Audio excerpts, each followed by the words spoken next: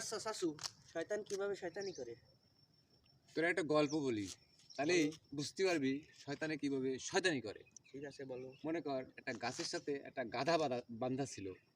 এই গাধাটার দড়ি খুলে দিলি পাশের একটা খেতে যেয়ে ওই গাধায় কি করেছে, সব তরি তরকারি খেয়ে ফেলাইছে।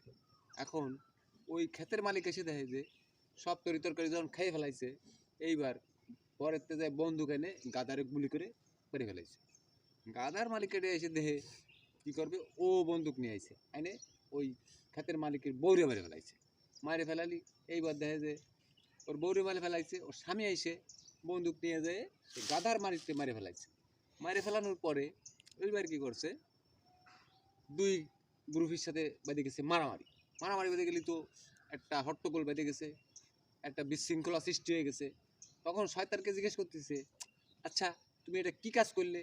কয়, আমি তো তেমন কিছু করিনি, শুধু গাধার গলার দড়িটা খুলে দিছি।